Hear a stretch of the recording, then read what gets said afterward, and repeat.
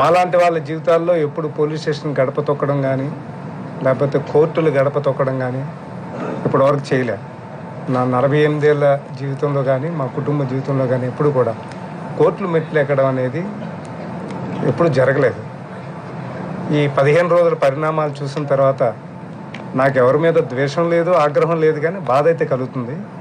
ఆ బాధ నేను ఇబ్బంది పడ్డానని కన్నా సమాజంలో ఇలాంటి పరిస్థితులు ఏంటి, ఇలా వచ్చాయేంటి అని ఒక రకమైన బాధ మాత్రమే నాలాంటి వాళ్ళని చాలామందిని తొలిచేస్తూ ఈ 2 వారాల్లో తొలిచేసింది. వాస్తవంగా కోర్టులో వాదనలు విన్నప్పుడు కూడా పొన్నవాళ్ళు గారు నా తరపున అన్ని సందర్భాల్లో చాలా గట్టిగా వాదించినప్పుడు కూడా ప్రభుత్వం వైపు నుంచి వస్తున్న అభియోగాలు మాత్రం తీవ్రమైన ఆందోళన కలిగించాయి. అసలు జర్నలిజం చేయడం అంటే ఒక ఆర్గనైజ్డ్ క్రైమా, సో ఈ రకంగా కూడా జర్నలిజాన్ని చూడొచ్చా అనే భావన నాకు తొలిసారిగా కలిగింది ఆ వాదన విన్న తర్వాత.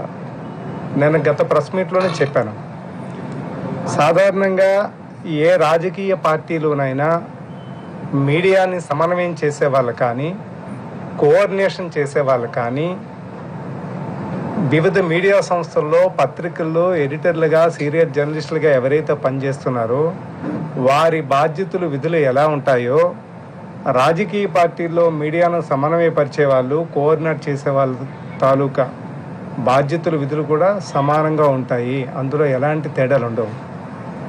రాజ్యాంగం ప్రకారం ఒక మీడియాకి ఏ రకంగా పనిచేయడానికి అవకాశం వచ్చిందో అలాగే రాజకీయ పార్టీలో ఉన్న మీడియా కోఆర్డినేటర్లు, మీడియా సమన్వయకర్తలు, మీడియాను చూసే బాధ్యులు ఎవరైతే ఉంటారో వాళ్ళకు కూడా అవే రకమైన హక్కులు ఉంటాయి. మేము ఎప్పుడు కూడా ఈ లైన్ను దాటి పని చేయలేదు. అలా పని చేయమని మమ్మల్ని ఎవరిని ప్రోత్సహించరు. అసలు గడిచిన 26 సంవత్సరాల మా జర్నలిజంలో మేము ఎప్పుడు కూడా ఆ లైన్ దాటి ఈ రకంగా పనిచేసే పరిస్థితి కూడా మాకు ఇప్పుడు కలగలే. కానీ కోర్టులో వాదనలు చూసిన తర్వాత ఒక సిండికేట్ అనటం, ఒక మాఫియా అనటం, లేకపోతే ఒక ఆర్గనైజ్డ్ క్రైమ్ అనటం చాలా ఆశ్చర్యం కలిగించింది, చాలా ఆవేదన కలిగించింది. నిజంగా ఇలాంటి వాదనని మనం బలపరుచుకుంటూ పోతే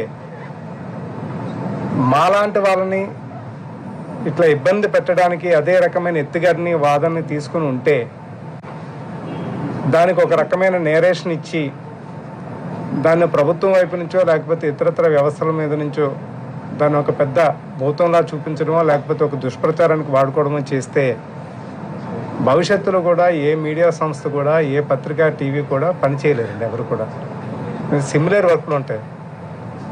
సాధారణంగా ఒక మీడియా సంస్థలో ఎడిటర్ కానీ జర్నలిస్ట్ కానీ పనిచేసినప్పుడు ఏం చేస్తారు, ఆ రోజు వార్తలు ఏమున్నాయి, కథనాలు ఏమున్నాయి, ఎక్కడెక్కడ ఏమేమి జరిగింది, ఏ వార్తలకు ప్రాధాన్యత ఇవ్వాలి, ఆ వార్తలకు ఆధారాలు ఉన్నాయా లేవా, దాన్ని బట్టి ప్రయారిటైజ్ చేసుకుని వార్తలు ఇస్తుంటారు. ఇది అందరికీ మీడియా మిత్రులందరికీ తెలిసిందే, ప్రజలకు కూడా చాలామందికి అవగాహన ఉన్నదే.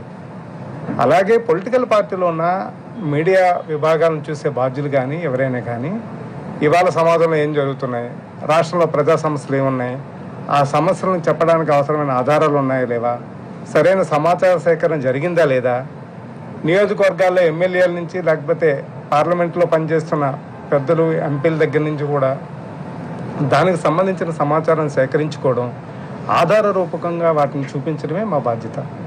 ఇదే అప్పుడు ఇప్పుడు జరిగేది ఇదే, ఇందులో పెద్ద తేడా ఏం లేదు. కానీ మేము చేసిన దాన్ని ఒక మాఫియా లాగా లేకపోతే ఒక సిండికేట్ లాగా ఒక ఆర్గనైజ్డ్ క్రైమ్ లాగా చూపించడం అనేది చాలా ఆశ్చర్యం కలిగిస్తుంది, ఆందోళన కలిగిస్తుంది.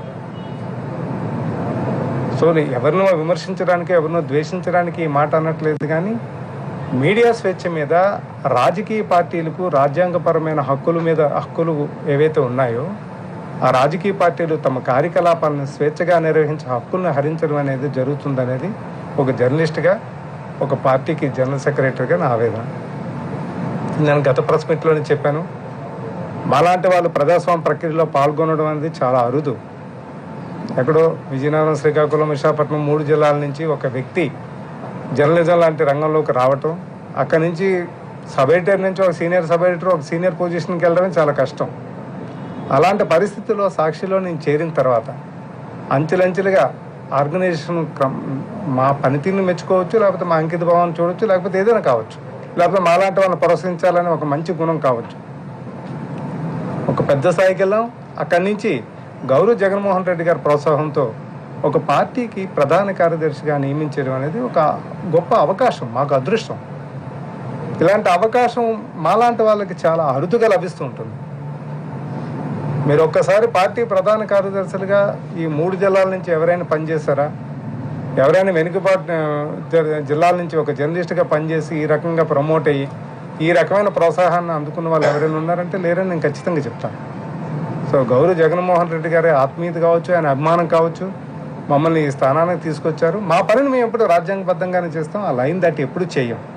ఈ మాటలు ఎవరినో కోపంతోనో లేకపోతే ద్వేషంతోనో అంటున్న మాటలు కావు. మేము నిరంతరం కూడా మా లిమిట్స్కి లోబడే మేము పనిచేస్తాం. మీకు ఎవరికైనా క్లారిటీ కావాలంటే ఆ క్లారిటీ ఇవ్వడానికి మేము చాలా ఎప్పుడు కూడా అందుబాటులో ఉంటాం. ఎల్లవేళలో కూడా సమాచారంతో మేము చాలా అందుబాటులో ఉంటాం. అంతే తప్ప ఈ రకమైన కేసులు మా మీద పెట్టి ఈ రకంగా మమ్మల్ని ఇబ్బంది పెట్టడం అనేది చాలా బాధాకరంగా ఉంది.